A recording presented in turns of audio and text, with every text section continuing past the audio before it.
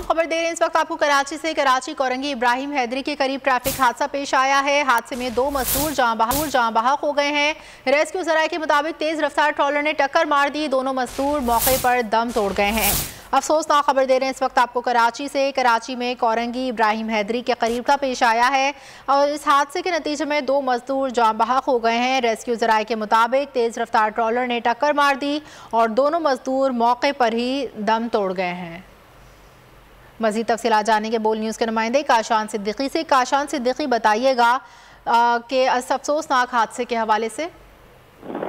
जी बिल्कुल, कोरंगी इब्राहिम हैदरी रोड पर एक ट्रैफिक हादसा पेश आया जिसकी जद में आके 2 मजदूर जो हैं जहां हो गए। रेस्क्यू हुक्काम की जानिब से बताया गया है जहां होने वाले मजदूर जो हैं करीबी जो इंडस्ट्रियल एरिया भी वाक़ है वहाँ पर काम ही करते थे, उसके किसी निजी फैक्ट्री के ये मुलाजिम थे।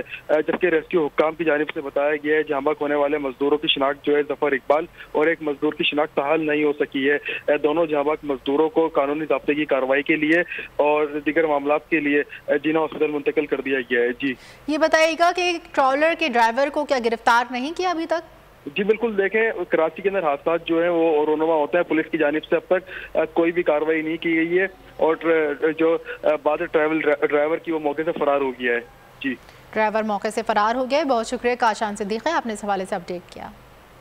एक ही मुद्दे पे 2 एफआईआर काटी गई हैं। एक ही केस है, एक कराची में, एक इस्लामाबाद। बस सवाती साहब की एक मुद्दे पे 50 काट दी हैं, तो बस आप बस खड़े रहेंगे तो भाई ये होगा। और लेकिन इस दफा कौम जाग चुकी है, ये एक है बात। अगर देखें तो अगर पूरी कौम जाग गई है मगर बड़ा कम फर्क रह गया है बस अब। और सो मोटो के हवाले से मैं बता दूं, हमारे इस केस में भी सो मोटो लिया गया। हमारे केस में था हम बाइज्जत बरी हो गए जब, तो अदालत ने सो मोटो ले लिया कि जी भाई नीचे के केस में जब आप बरी होते हैं या कुछ होता है तो सिर्फ नीचे के कोर्ट के बाद हाई कोर्ट में केस जाता है, एक अपील होती है, एक प्रोसेस है कानून का, उसके बाद सुप्रीम कोर्ट केस जाता है। ये नहीं हुआ हमारे केस में। सुमोटो हो गया कि जी ये इस केस को वापस से सुना जाए। एक इल्जाम लगाया, बड़ा शोर हो गया, पता नहीं क्या हो गया जी। इल्जाम लगाया कि एक इदारे के एक ब्रिगेडियर साहब ने रिश्वत दी है जज साहब को। हमारे केस में ना हमने रिश्वत दी है ना हमने ली है। हम इल्जाम ये कि एक ब्रिगेडियर साहब ने रिश्वत दी है एक जज साहब पे। अच्छा जी, कैसे आप ये कह रहे हैं कि कोई दूसरे जज साहब कह रहे हैं मैंने सुना है कि जी इसने रिश्वत दी है। वो जज साहब कह रहे हैं जी मैंने तो नहीं दी, मैं तो नहीं ली रिश्वत। अब वो जिस जज साहब ने ये कहा जी मैंने सुना है, उनके अपने कंडक्ट पे जो सुप्रीम जुडिशल काउंसिल है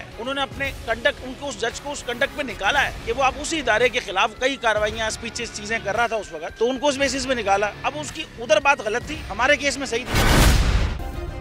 सब्सक्राइब करें और बेल दबाएं ताकि कोई खबर रह न जाए।